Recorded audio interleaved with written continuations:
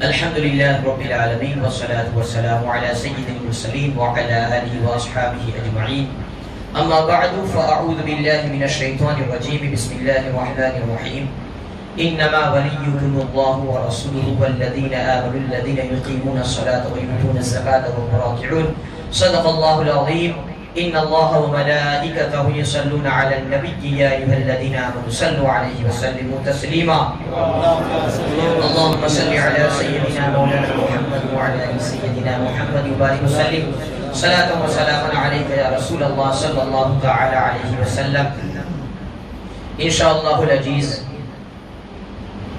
آج کی تقریر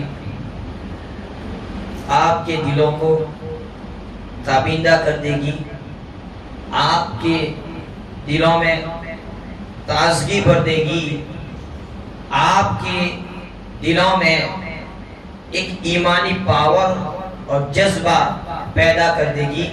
یہ میرا یقین ہے، یہ میرا دعویٰ ہے، اور وہ دعویٰ ان کی وجہ سے ہیں جن کا ہم صدقہ کھاتے ہیں، ورنہ میرے پاس اپنا کچھ بھی نہیں ہے۔ اس لیے کہ جس ہستی بزرگوار، جس شخصیت کی بارگاہ میں آج کی یہ تقریر ہماری بطور خراج عقیدت ہے، جن کو ہم کہتے ہیں شیر خدا، داماد مصطفیٰ، صاحب ذوالفقار، سیدہ فاطمہ زہرا کے شوہر نامدار، حسنین کریمین کے والد بزرگوار، شیر شمشیر زن، شاہ خیبر سکھ شکن، مولائے کائنات، صرف مولا نہیں، مولائے کائنات حضرت علی کرم اللہ تعالی وجہہ الکریم کی نسبت سے آپ کی بارگاہ میں اگر بات کروں تو سب سے پہلے خطیب اسلام حضرت علامہ مولانا غازی ملت سید محمد ہاشمیہ صاحب کے جو اشعار آپ نے مولا علی کی بارگاہ میں خراج عقیدت کے طور پر لکھے ہیں، ان کے ساتھ میں اپنی تقریر کی شروعات کرتا ہوں۔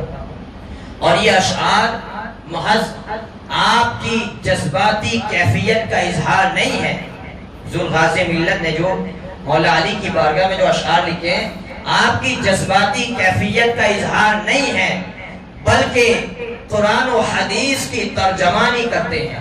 یعنی جو آپ نے لکھا ہے، قرآن نے حضرت علی کو ویسا ہی بیان فرمایا ہے، جو آپ نے لکھا ہے حدیث ویسے ہی مولا علی کی فضیلت کو بیان کرتی ہے۔ تو سرکار غازی ملت لکھتے ہیں، خاموش ہے تو دین کی پہچان علی ہے، خاموش ہے تو دین کی پہچان علی ہے، گر بولے تو لگتا ہے قرآن علی ہے، گر بولے تو لگتا ہے قرآن علی ہے۔ قرآن تو دیتا ہے ہمیں دعوت ایمان، قرآن تو دیتا ہے ہمیں دعوت ایمان، ایمان یہ کہتا ہے میری جان علی ہے، ایمان یہ کہتا ہے میری جان علی ہے۔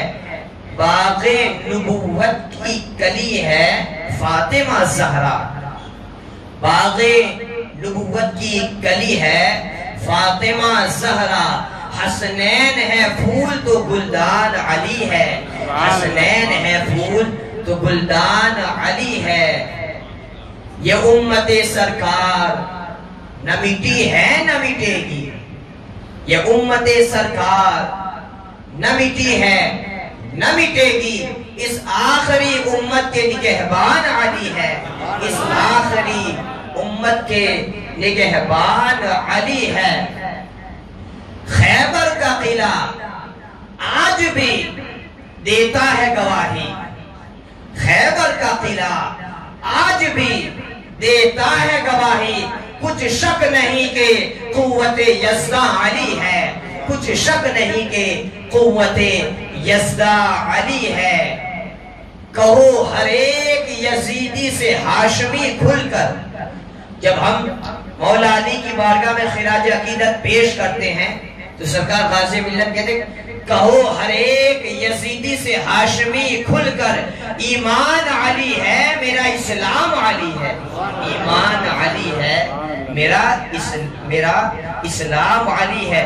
وہ اس لیے کہ علی کے ذکر سے دلوں کو چین ملتا ہے، علی کے ذکر سے سکون قلب ملتا ہے، اور علی کا نام لینے سے یزیدی کانپ جاتا ہے، علی کا نام لینے سے یزیدی بھاگ جاتا ہے۔ تو آپ کہتے ہیں کہو ہر ایک یزیدی سے ہاشمی کھل کر، اسلام علی ہے میرا ایمان علی ہے۔ بارگاہ رسالت و علی رسالت میں ایک بار اور ہدیہ درود پیش فرمائے۔ اللہم صلی علی سیدنا مولانا محمد وعلی آل سیدنا محمد وبارک وسلم، صلاۃ و سلام علیک یا رسول اللہ صلی اللہ تعالی علیہ وسلم۔ مولا علی کی بارگاہ میں پہلے میں اپنے انداز میں احادیث کی روشنی میں خراج عقیدت کو پیش کروں گا، پھر جو آپ چاہتے ہیں واقعات وغیرہ جس کا آپ کو شوق ہوتا ہے انشاءاللہ اس انداز میں بھی خراج عقیدت پیش کریں گے۔ بے شمار احادیثیں ہیں جو مولا علی کی فضیلت کو بیان کرتے ہیں، اور اگر ہم افضلیت وغیرہ کی بات کریں تو ہم کہتے ہیں سارے صحابہ میں بلکہ افضل البشر بعد الانبیاء بالتحقیق یہ ابو بکر صدیق ہے، لیکن اگر سب سے زیادہ محبوب ہونے کی بات کی جائے تو وہ مولائے کائنات حضرت علی ہے۔ حضور کو سب سے زیادہ اگر کوئی محبوب تھا تو وہ حضرت علی تھے۔ اور احمد یار خان نعیمی صاحب یہ ایسے لکھنے والے حضرات تھے جن کی قلم میں ہمیشہ محبت، یعنی محبت سے ایسا لکھتے تھے تو ان کے جملوں میں ایسا وزن ہوتا تھا۔ تو آپ لکھتے ہیں حضرت علی آپ کو حیدر کرار بھی کہا جاتا ہے۔ حیدر کرار یعنی فاطمہ بنت اسد، آپ کی والدہ کا نام فاطمہ، آپ کے نانا کا نام اسد، اسد کا مطلب بھی شیر ہوتا ہے، حیدر کا مطلب بھی شیر ہوتا ہے۔ تو آپ کی والدہ نے نانا کے نام پر حیدر، آپ کو حیدر کرار کہا جاتا ہے، یعنی پلٹ پلٹ کر حملہ کرنے والے۔ اور احمد یار خان نعیمی، جیسا کہ میں نے کل ایک جملہ کہا تھا، احمد یار خان نعیمی کہتے ہیں کچھ جملوں میں آپ نے بہت کچھ کہہ دیا کہ نبی کی نسل کی اصل یہ مولا علی ہے، یہاں تک کہ نبی نے غسل ولادت علی کو دیا اور علی نے غسل وفات نبی کو دیا۔ تو نبی کی نسل کی اصل، ہمارے سید اعزاز بابا صاحب کہتے ہیں کہ یہ جملہ مجھے بڑا پسند آیا، اسی سے اپنی گفتگو کو شروع کرتا ہوں۔ نبی کی نسل کی اصل کون ہے؟ علی ہے، نبی کی نسل کی اصل۔ اور یہ محض لفاظی نہیں ہے، اللہ کے رسول صلی اللہ علیہ وسلم فرماتے، حضرت جابر سے روایت ہے، اللہ کے رسول فرماتے ہیں ان اللہ جعل ذریت کل نبی فی صلبہ وان اللہ جعل ذریتی فی صلب علی ابن ابی طالب۔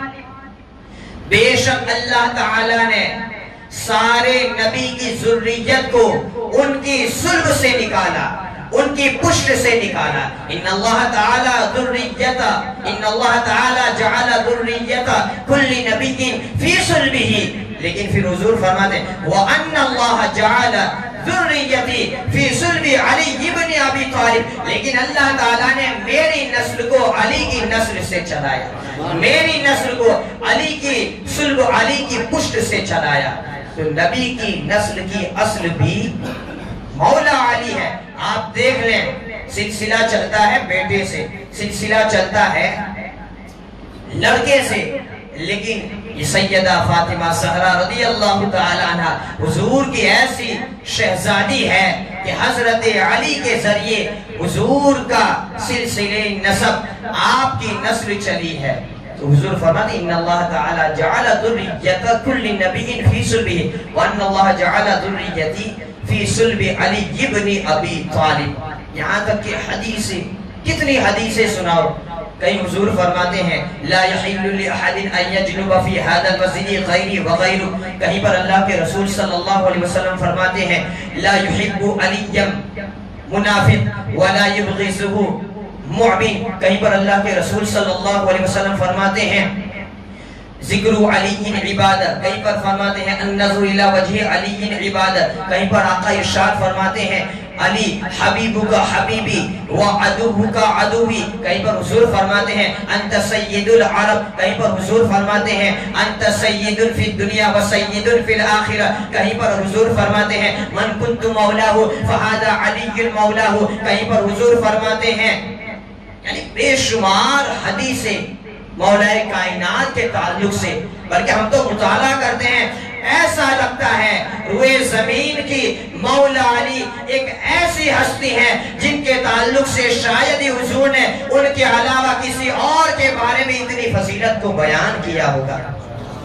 بے شمار حدیثیں ہیں، اللہ کے رسول صلی اللہ علیہ وسلم فرماتے ہیں لا يحل لأحد ان يجنب في هذا المسجد غیری وغیر، اے علی یہ تیرا اور میرا مقام ہے کہ میری اس مسجد میں سوائے تیرے اور میرے حالت جنابت میں کوئی نہیں آ سکتا، لیکن تمہیں عام اجازت ہے، تم کسی بھی پوزیشن میں میری اس مسجد میں آ سکتے ہو۔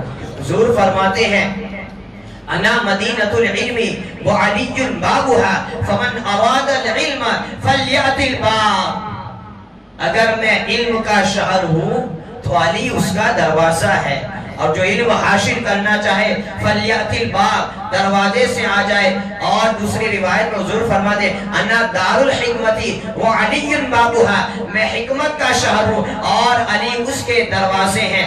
اور فرماتے ہیں آقا حضرت علی کہتے ہیں حضور نے میرے بارے میں فرمایا لا يحبنی الا مؤمن ولا یبغضنی الا منافق، مجھ سے وہی محبت کرے گا جو مومن ہوگا، مجھ سے وہی محبت کرے گا جو مومن ہوگا، منافق کبھی مجھ سے محبت نہیں کرے گا۔ اور دوسری حدیث میں ہے لا يحب علی منافق ولا یبغضہ مؤمن، منافق کبھی علی سے محبت نہیں کرتا اور مومن کبھی علی سے عداوت نہیں رکھتا ہے۔ بلکہ صحابہ تو کہتے ہیں کُنَّا لَنَعْرِفُ الْمُنَافِقِينَ بِبُغْضِهِمْ عَلِيِّ بْنِ أَبِي طَالِبٍ، بلکہ ہم منافقوں کو علی کے ذکر سے پہچان لیتے تھے، ہم ذکر کرتے تھے، علی کو یاد کرتے تھے، علی کا نام لیتے تھے، علی کا نام لینے سے جس کا چہرہ مرجھا جاتا تھا ان کو پہچان جاتے ہیں یہ منافق ہے، اور ذکر علی سے جس کا چہرہ کھل اٹھتا تھا سمجھ جاتے ہیں یہ مومن ہے۔ اور آج بھی قیامت تک یہ دستور باقی رہے گا، کسی منافق کو پہچاننا ہو قرآن کی آیت حدیث سے کچھ بیان کرنے کی ضرورت نہیں ہے، اگر منافق ہوگا علی کے ذکر سے اس کا چہرہ، اس کے چہرے کی رنگت و روشنی اور تابندگی میں کمی آ جائے گی، لیکن جو مومن ہوگا محبت رسول کا دعوے دار ہوگا علی کے ذکر سے اس کا چہرہ کھل اٹھے گا۔ اس لیے کہ علی کا ذکر یہ محض علی کا ذکر نہ سمجھے، یہ علی کا ذکر یہ نبی کا ذکر ہے، علی کو یاد کرنا نبی کو یاد کرنا ہے۔ اسی لیے تو ہم نے صحابہ کو دیکھا ہے، حضرت عائشہ صدیقہ رضی اللہ تعالی عنہ آپ روایت کرتی ہیں آپ نے جب آپ کے والد یعنی حضرت ابو بکر صدیق کو دیکھا، حضرت ابو بکر صدیق مجلس میں جب آپ مجمع میں ہوتا تو حضرت عائشہ صدیقہ نے غور کیا کہ کانا، اب حدیث کے جو الفاظ ہیں کانا ابو بکر یکسر النظر الی وجہ علی، کہ ابو بکر صدیق مجمع میں کثرت سے حضرت علی کو دیکھا کرتے تھے، جب بھی کسی مجلس میں ہو اور وہاں پر علی بھی ہو حضرت علی کو دیکھا کرتے تھے۔ تو آپ کی شہزادی حضرت عائشہ صدیقہ ام المؤمنین نے حضرت ابو بکر صدیق کو پوچھا کہ آپ ایسا کیوں کرتے ہیں؟ تو جناب صدیق اکبر جواب دیتے ہیں سمعت النبی صلی اللہ علیہ وسلم، میں نے اللہ کے رسول صلی اللہ علیہ وسلم کو فرماتے ہوئے سنا ہے النظر الی وجہ علی عبادہ، علی کے چہرے کو دیکھنا عبادت ہے۔ خواجہ اجمیری کہتے ہیں کعبے کو دیکھنا عبادت، یہ تو بات تسلیم ہے، کعبے کو دیکھنا عبادت ہے، اسی طریقے سے قرآن کو دیکھنا عبادت ہے، لیکن قربان جاؤ علی آپ کے چہرے پر اللہ تعالیٰ نے کیسا چہرہ بنایا ہوگا، حدیث میں ہے النظر الی وجہ علی عبادہ، علی کو دیکھنا بھی عبادت ہے۔ اور آپ کے لیے کیا بشارت ہے ہم اب تو مولا علی کو دیکھ نہیں سکتے ہیں، لیکن جناب عائشہ صدیقہ فرماتی ہیں میں نے یہ بھی سنا ہے ذکرو علی ان عبادت، علی کا ذکر کرنا بھی عبادت ہے۔ تو ہم محض یہاں پر ذکر علی نہیں کرتے ہیں، علی کو یاد نہیں کرتے ہیں، ہم آج خدا کی عبادت کے لیے جمع ہوئے ہیں، اس لیے کہ علی کا ذکر کرنا بھی عبادت ہے۔ حضور فرماتے حبیبو کا حبیبی، علی جو تیرا دوست وہ میرا دوست، عدو کا عدوی جو تیرا دشمن وہ میرا دشمن، محب کا محبی جو تجھ سے پیار کرے وہ مجھ سے پیار کرتا ہے، اور مبغض کا مبغضی جو تجھ سے عداوت رکھے وہ مجھ سے عداوت رکھتا ہے۔ بلکہ ایک بار تو اللہ کے رسول صلی اللہ علیہ وسلم نے مولا کائنات کی شان میں اس انداز میں آپ کی شان کو بیان کیا جو قیامت تک یاد رکھتے ہیں ہم، اور اسی پر عمل بھی کرتے ہیں، اور علی کو اسی مقام سے ہم جانتے بھی ہیں، جیسا کہ روایتیں مختلف ہے، اور اسی نسبت سے کچھ لوگ غلط فہمی کے بھی شکار ہے۔ بہرحال ہم اہل سنت و جماعت ہیں، ہمارے ایمان و عقیدے کی بات کریں گے، روایتیں مختلف ہے، لیکن ایک روایت کو پڑھ کر میں اس کا خلاصہ سنا دیتا ہوں۔ عن زید بن ارقم رضی اللہ تعالی عنہ قال النبی صلی اللہ تعالی علیہ وسلم من كنت مولاه فعلي مولاه اللهم والي من والاه وعادي من عاده اللهم انصر من نصره وأعين من أعانه۔ حضور نے غدیر خم کے موقع پر، غدیر خم یہ مکہ اور مدینہ کے درمیان ایک جگہ ہے، غدیر کا مطلب بڑا تالاب، اور خم یعنی اس جگہ کا نام تھا غدیر خم۔ وہاں پر آقا نے حجۃ الوداع کے موقع پر، یعنی حضور کی جو آخری حج تھی، اور آپ حج کی تکمیل کے بعد جب آپ لوٹ رہے تھے تو مکہ اور مدینہ کے درمیان میں آپ نے وہاں پر خطبہ ارشاد فرمایا، یہاں تک کہ آپ نے مولا کائنات کے ہاتھ کو اپنے ہاتھ میں لے کر اس طریقے سے بلند کرتے ہوئے کہا من کنت مولاہو فہذا علی مولاہو، میں جس کا مولا علی بھی اس کے مولا، اللہم والی من والاہو، اے اللہ، اور خدا کی بارگاہ میں حضور اے اللہ تو اس سے محبت فرما جو علی سے محبت فرماتا ہے، جو علی سے محبت کرتا ہے، وعادی من عادہو، اے اللہ تو اس سے نفرت کر جو علی سے نفرت کرتا ہے، اللہم انصر من نصرہو، جو علی کی مدد کرتا ہے، باری تعالیٰ تو بھی اس کی مدد کر، وَأَعِن من أَعَانَهُ، جو علی کی اعانت میں آگے آتا ہے، باری تعالیٰ تو بھی اس کی اعانت فرما۔ تو چونکہ یہ مولا کائنات کی بارگاہ میں یہ حدیث آپ کی عظمت کو اس قدر بیان کرتی ہے، اس لیے آپ نے دیکھا ہوگا کچھ خیروں کی مسجدیں جو ہوتی ہیں وہاں پر ایسا نشان ہوتا ہے اس طریقے کا، وہ اسی حدیث کی نسبت سے اسی طریقے سے عید غدیر چلتے ہیں، عید غدیر عید غدیر، ارے مولا علی کے لیے کوئی خاص دن نہیں ہے۔ تو چونکہ یہ بیان حضور نے اس غدیر خم، اس جگہ پر آپ نے یہ جملہ یہ کلمات کہے تھے، اس لیے انہوں نے بطور عید اس کو بنا لیا۔ حالانکہ ہمارے پاس مولا کائنات کے تعلق سے اور بھی بے شمار فضائل ہے، تو حضور فرماتے من کنت مولاہو فہذا علی مولاہو، میں جس کا مولا علی بھی اس کے مولا۔ اب آپ تفاسیر کی روشنی میں یا احادیث کی روشنی میں اگر بزرگان دین نے کلام پاک کی تفسیر میں مولا کے معنی ولی کے معنی مختلف انداز میں جو کیے ہیں تو ایک فہرست بنتی ہے۔ مولا کا مطلب کیا ہوتا ہے؟ مولا کا مطلب مددگار ہوتا ہے، مولا کا مطلب آقا ہوتا ہے، مولا کا مطلب ساتھی ہوتا ہے، مولا کا مطلب رفیق ہوتا ہے، مولا کا مطلب ناصر ہوتا ہے، مولا کا مطلب مدد کرنے والا ہوتا ہے، مولا کا معنی اسی طریقے سے حامی ہوتا ہے، مولا کا معنی مالک ہوتا ہے، مولا کے بے شمار معانی ہوتے ہیں۔ اب حضور فرماتے ہیں من کنت مولاہو فہذا علی مولاہو، میں جس کا مولا علی بھی اس کے مولا۔ اسی طریقے سے مولا کا ایک معنی دوست ہوتا ہے، مولا کا ایک معنی پیارا ہوتا ہے، مولا کا ایک معنی محبوب ہوتا ہے۔ تو جب ہم اس طریقے سے الگ الگ معانی کو لیتے ہیں اور حضور کا ارشاد میں جس کا مولا علی بھی اس کے مولا، اگر صرف ایک معنی کو لے لیا جائے مولا کا ایک معنی یعنی محبوب پیارا دوست. حضور فرماتے ہیں میں جس کا محبوب ہوں علی بھی اس کا محبوب ہے. اگر اسی کی ہم تفسیر کریں تو بات کتنی بڑھ جاتی ہے, بات کتنی طویل ہو جاتی ہے. اب حضور کس کے محبوب ہے؟ ارے میرے حضور تو پوری کائنات کے محبوب ہے, شرق والوں کے محبوب, غرب والوں کے محبوب, شمال و جنوب, اتر پورب پچھم اتر دکشن, ایسٹ ویسٹ نارتھ ساؤتھ, جتنی بھی دشائیں ہیں پوری کائنات کے حضور محبوب ہے.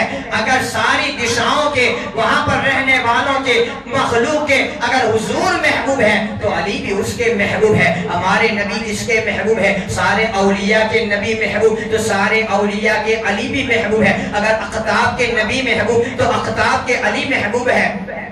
اگر ابدال کے نبی محبوب تو ابدال کے علی محبوب ہے. غوث و خواجہ کے نبی محبوب تو غوث و خواجہ کے علی بھی محبوب ہے. اسی طریقے سے یہ ہم نے مولا کا صرف ایک معنی لیا ہے, بلکہ جب مولا کے اس معنی میں ہم آگے بڑھتے ہیں تو نبی تو صدیق کے بھی محبوب ہے. پتا چلا نبی تو صدیق کے بھی محبوب ہے. پتا چلا علی بھی صدیق کے محبوب ہے. سارے صحابہ کے نبی محبوب, اسی طریقے سے سارے صحابہ کے علی محبوب ہے. سارے نبیوں کے نبی محبوب ہے تو سارے نبی کے علی محبوب ہے. سارے رسولوں کے نبی محبوب ہے, سارے رسولوں کے علی بھی محبوب ہے. بلکہ نبی تو خود خدا کے محبوب ہے تو علی بھی خدا کے محبوب ہے. لہذا اگر اس محبوب کے معنی میں مولا کی تفسیر کرے تو اب مولا حضرت علی کس کے مولا ہے, تو ہم اس انداز میں اس کو بیان کریں گے. مولا حضرت علی, شرق والوں کے مولا حضرت علی, غرب والوں کے مولا حضرت علی, شمال والوں کے مولا حضرت علی, غرب والوں کے مولا حضرت علی, سارے ولیوں کے مولا حضرت علی, سارے ابدالوں کے مولا, سارے اغواس کے مولا, سارے اختاب کے مولا, بلکہ جو مرتبہ صدیقیت پر فائز ہے حضرت علی ان سب کے مولا ہے. اسی طریقے سے سارے شہداء کے حضرت علی مولا ہے. اسی طریقے سے سارے صحابہ کے حضرت علی مولا ہے. سارے نبیوں کے حضرت علی مولا ہے. سارے رسولوں کے حضرت علی مولا ہے. بلکہ حضرت علی خود خدا کے بھی مولا ہے. اسی لیے ہم آپ کو محض مولا نہیں کہتے بلکہ آپ کو مولا کائنات کہتے ہیں, کیونکہ ہمارے نبی پوری کائنات کے آقا تو علی بھی پوری کائنات کے آقا, مولا کائنات حضرت علی کرم اللہ تعالی وجہہ الکریم. حضور فرماتے ہیں من کنت مولاہ فہذا علی مولاہ. اسی طریقے سے اللہ کے رسول صلی اللہ علیہ وسلم اگر واقعات کی طرف آئے, حدیثیں تو میں نے بہت سی سنا دی ورنہ پھر آپ بور ہو جائیں گے. آج بھی سرکار غازی ملت کہتے ہیں کہ خیبر کا قلعہ آج بھی دیتا ہے گواہی, خیبر کا قلعہ آج بھی دیتا ہے گواہی, کچھ شک نہیں کہ قوت یزدہ علی ہے.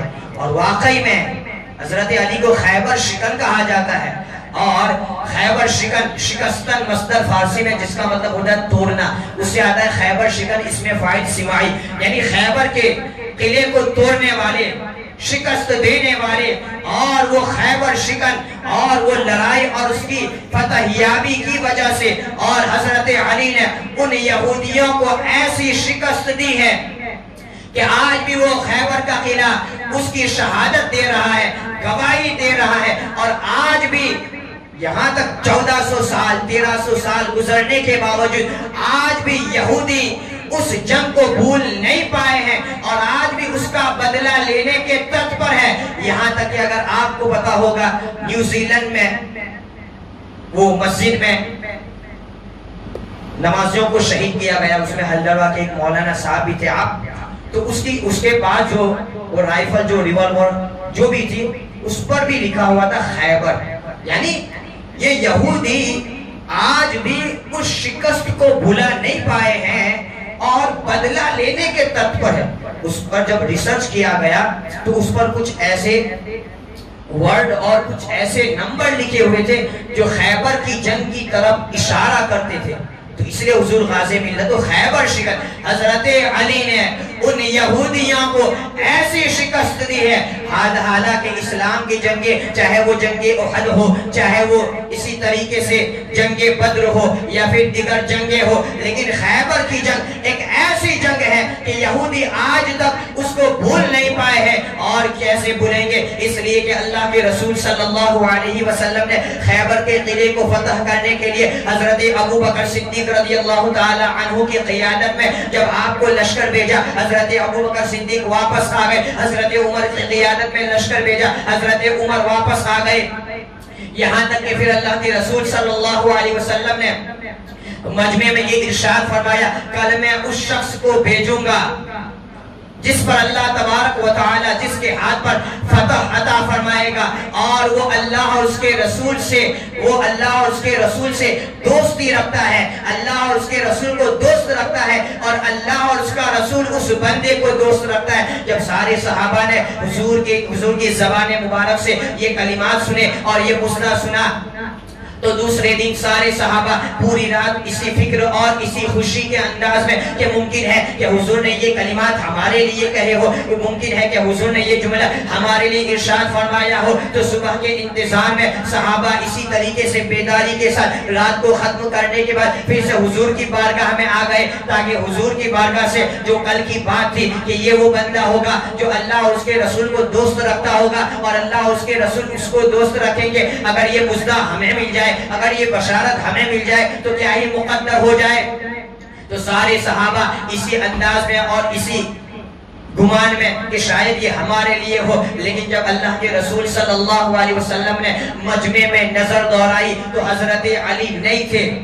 آپ نے پوچھا، این علی ابن ابی طالب، علی ابن طالب کہاں ہیں؟ صحابہ نے جواب دیا کہ وہ آشوب چشم میں مبتلا ہے، یعنی ان کی آنکھوں میں تکلیف ہے، درد ہے، اس لیے یا رسول اللہ صلی اللہ علیہ وسلم آپ حضرت علی آئے نہیں۔ حضور نے کہا علی کو بلایا جائے، حضور کے کہنے پر مولا کائنات کو بلایا گیا، اور پھر اللہ کے رسول صلی اللہ علیہ وسلم نے حضرت علی کی آنکھوں میں درد تھا، آپ نے اپنا لعاب دہن، آپ کا تھوک مبارک اپنی انگلیوں سے حضرت علی کی آنکھوں میں ڈال دیا، چپڑ دیا، وہ لعاب مصطفیٰ تھا۔ لوگ کہتے ہیں ہم نبی کی طرح ہیں، ارے نادان، نبی کی طرح ہونا تو بہت دور کی بات ہے۔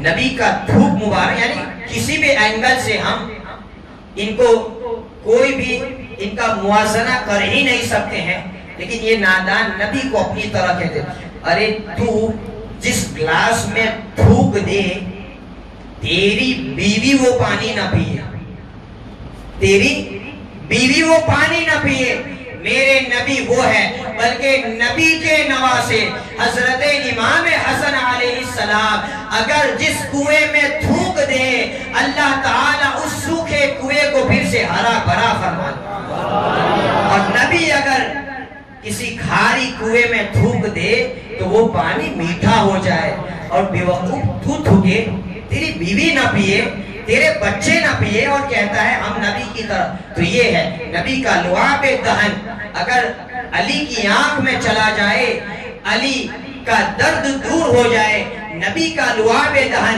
اگر کنویں کے پانی میں گر جائے تو وہ پانی میٹھا ہو جائے۔ علی نبی کا لعاب دہن اگر کسی صحابی کی پنڈلی پر یا کسی صحابی کے زخم پر ڈال دیا جائے، لگا دیا جائے تو وہ زخم دور ہو جائے۔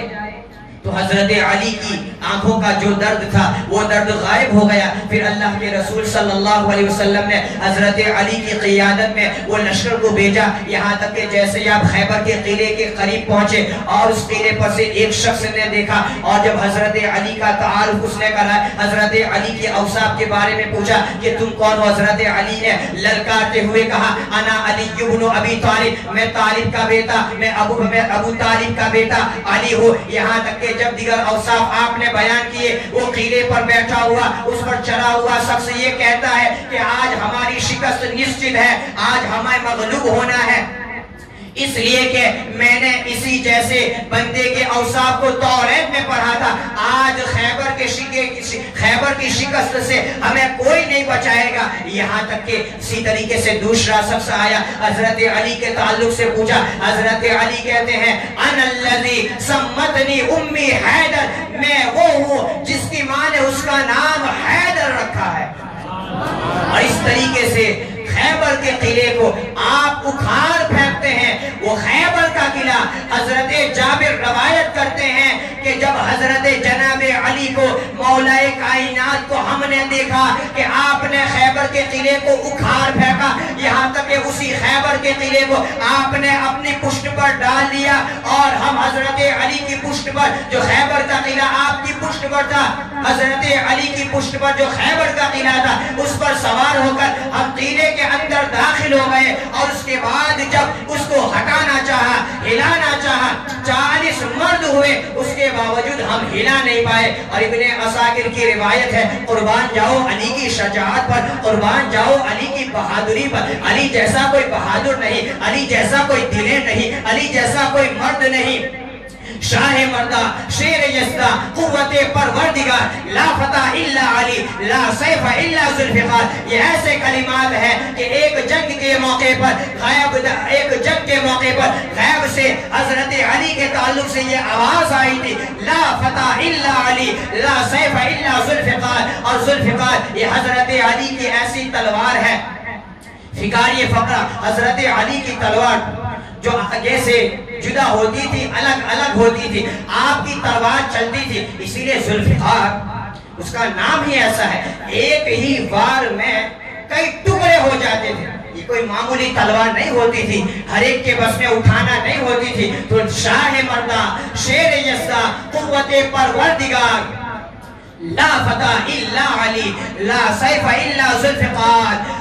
ابن عساکر کی روایت میں ہے حضرت علی نے وہ خیبر کا قلعہ جس کو 40 لوگ ہلا نہ سکے, آپ نے ڈال کی طرح اپنے ایک ہاتھ میں لے کر اس قلعے کو اکھاڑ پھینکا. یہاں تک کہ امام فخر الدین رازی تفسیر کبیر میں لکھتے ہیں, ایک روایت میں 70 افراد کا ذکر ہے. امام فخر الدین رازی تفسیر کبیر میں لکھتے ہیں کہ حضرت علی کہتے ہیں میں نے خیبر کے قلعے کو جو اکھاڑا ہے وہ قوت جسمانی سے نہیں بلکہ قوت ربانی سے, یہ قوت یزدانی تھی, یہ باری تبارک و تعالیٰ کی بارگاہ سے ملی ہوئی طاقت تھی. اسی لئے حضور غازی ملت کہتے ہیں خیبر کا قلعہ آج بھی دیتا ہے گواہی, کچھ شک نہیں کہ قوت یزدہ علی ہے, کچھ شک نہیں کہ قوت یزدہ علی ہے.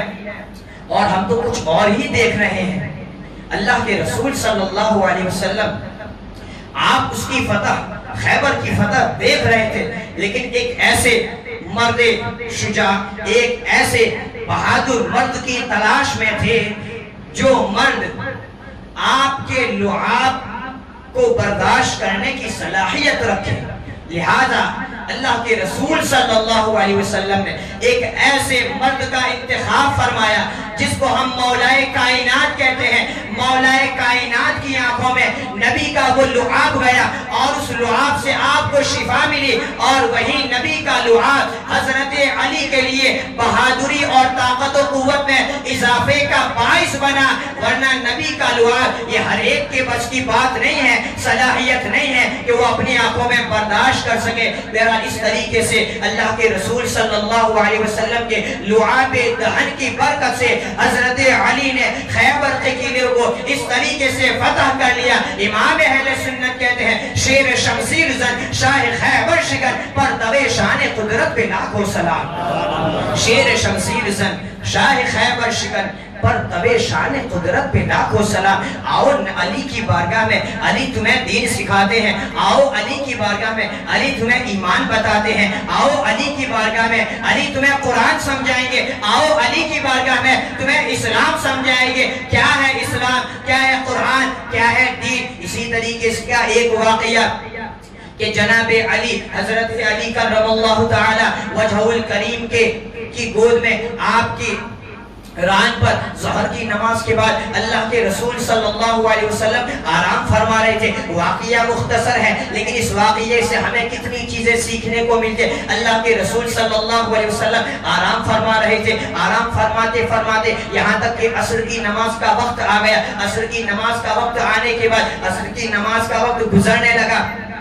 یہاں تک کہ ایک طرف عصر کی نماز کا جو وقت گزر رہا ہے نماز نہیں ہو رہی ہے. حضرت علی کو اس کا غم ہے.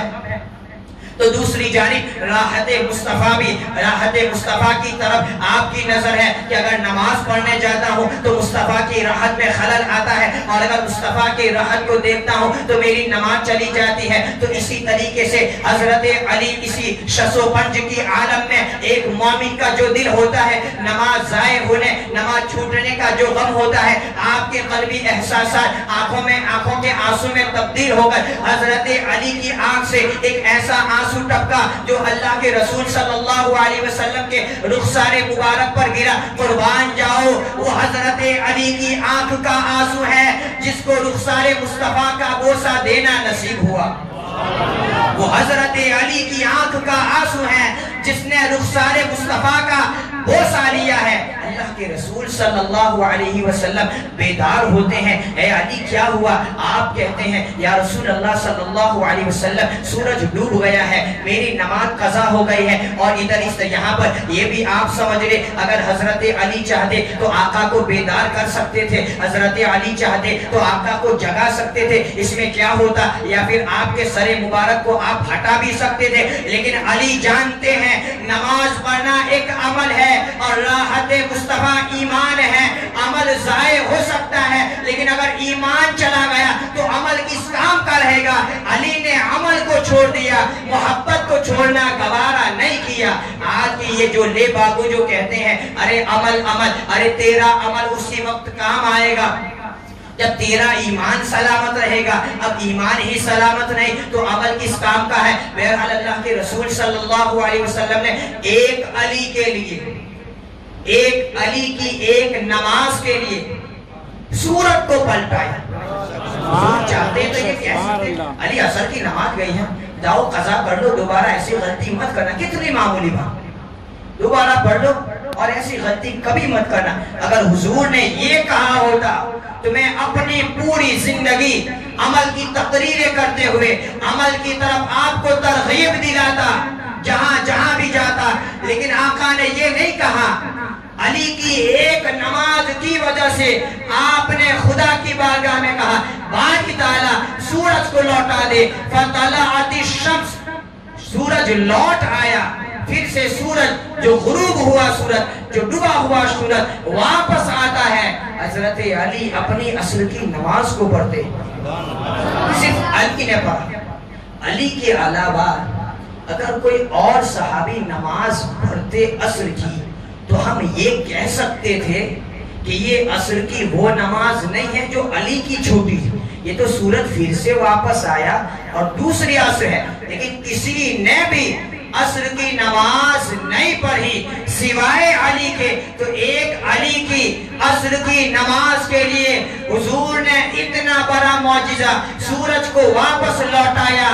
کیوں؟ اس لیے کہ قیامت تک کسی کو یہ موقع نہ ملے کہ محبت رسول تو نماز قضا کرواتے ہیں، کوئی تانا نہ دے سکے کہ محبت رسول میں لوگوں کی نماز قضا ہو جاتی تھے، لوگوں کے منہ پر تالا لگ جائے کہ علی نے محبت رسول میں جس نماز کو ضائع کیا تھا حضور نے اپنی محبت میں ضائع ہونے والی نماز کو قضا نہیں ہونے دیا. پھر سے سورج کو واپس بلا کر اسی نماز کو ادا کروایا، اسی نماز کو ادا کروایا. اس نے کیا ہی خوب کہا ہے، مولا علی نے باری نیند پر تیری نماز. مولا علی نے باری یعنی قربان، مولا علی نے باری نیند پر تیری نماز، وہ بھی جو عصر کی جو اعلیٰ خطر کی ہے. ثابت ہوا جملہ فرائض فروع ہے، ثابت ہوا جملہ فرائض فروع ہے. اصل الاصول بندگی استاج ور کی، اصل الاصول بندگی استاج ور کی. اور آخری بات کہہ کے ٹائم بھی زیادہ ہوا ہے اور اگر آپ چاہیں تو اور بیان کروں. اللہ کے رسول صلی اللہ علیہ وسلم نے اسی طریقے سے جب خانہ کعبہ کی صفائی کی بات آئی، ان مشرکوں نے خانہ کعبہ کو بتوں سے ایسا پلید ناپاک نجس کر دیا تھا۔ اللہ کے رسول صلی اللہ علیہ وسلم کے سامنے جب خانہ کعبہ کی پاکیزگی کی جب بات آئی تو آپ نے اس کو پاک کرنے کے لیے علی کا انتخاب فرمایا۔ ارے علی کا مقام کیا بیان کروں، علی وہ ہے جس کے لیے نبی اپنے کاندھے کو جھکا دے، علی وہ ہے جس کے لیے نبی اپنے کاندھے کو جھکا دے، علی وہ ہے جو مصطفیٰ کے کاندھے پر بیٹھے۔ ارے مصطفیٰ جان رحمت کا کاندھا، آپ کا شانہ وہ شانہ ہے، پوری کائنات دنیا کے جتنے بھی انسان ہیں ان انسان کے کندھوں پر اللہ تعالیٰ نے فرشتوں کو بٹھایا ہے، لیکن ہمارے نبی مصطفیٰ جان رحمت آپ کے شانہ مبارکہ، آپ کے کاندھے مبارک ایسے ہیں جہاں پر فرشتوں کو بیٹھنا بھی نصیب نہیں ہوا۔ فرشتے حضور کے کاندھوں پر نہیں ہیں، اس لیے کہ ارے جس کے عمل اس کا لکھا جاتا ہے، جس کے عمل کی گنجائش شائبہ اور اگر دیگر باتیں ہو، لیکن نبی کے عمل اور آپ اللہ تعالیٰ فرماتا ہے وَاللَّهُ يَعْصِمُكَ مِنَ النَّاسِ، میں اس ڈیٹیل میں نہیں جاتا ہوں، میں عرض یہ کر رہا ہوں حضور کے کاندھے وہ ہیں جہاں پر فرشتوں کو بیٹھنا نصیب نہیں ہوا۔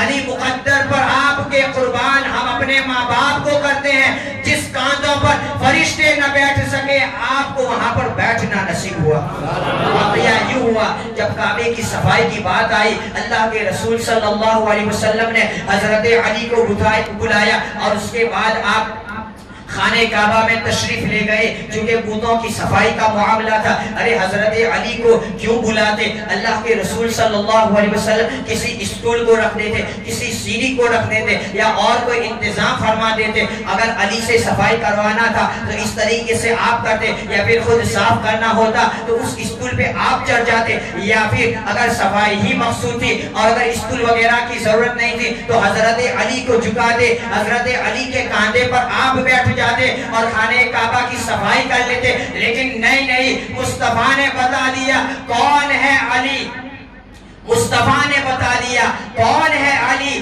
علی وہ ہے جس کے لیے خود نبی اپنے کاندھے کو جھکاتا ہے۔ اللہ کے رسول صلی اللہ علیہ وسلم نے اپنے کاندھوں کو جھکایا اور اس کے بعد حضرت علی اس پر سوار ہوئے، اور جب حضرت علی سوار ہو کر بلندی پر پہنچے، ایک ایک کر کے اس کعبے میں 300 بت انہوں نے رکھے تھے، حضرت علی نے صاف کر دیے۔ نبی نے بتا دیا خدا کے گھر کی صفائی کے لیے میرے ساتھ علی کا ساتھ بھی ضروری ہے۔ ہم ایسے گھر والے ہیں کہ خدا کے گھر کو صاف کرنے کے لیے میں نے علی سے مدد طلب کی۔ اسی طریقے سے اگر تمہارا گھر، تمہارا دل اگر گندگی سے بھرا پورا ہے، اگر تمہارے دل میں نفاق ہے، تمہارے دل میں عداوت ہے، تمہارے دل میں کینہ کپٹ ہے، تو اس خدا کے گھر کی صفائی کے لیے محض مصطفیٰ نہیں بلکہ علی کا ساتھ ضروری ہے۔ تمہارے دل کی صفائی کے لیے مصطفیٰ کے ساتھ علی کا ساتھ ضروری ہے۔ جس دل میں محض مصطفیٰ کی محبت ہو، اس دل میں کبھی بھی خدا نہیں آ سکتا۔ اگر خدا کی رحمت کو دعوت دینا ہے تو محبت مصطفیٰ کے ساتھ علی کی محبت کو بھی بلانا پڑے گا، اور جس کے دل میں نبی اور علی کی محبت ہوگی اس دل کو کوئی ناپاک نہیں کر سکتا ہے، اور اسی کو مومن کہا جا سکتا ہے، اسی کو مومن کہا جا سکتا ہے۔ اس لیے کہ علی سے نفرت کرنے والا منافق ہی ہوتا ہے۔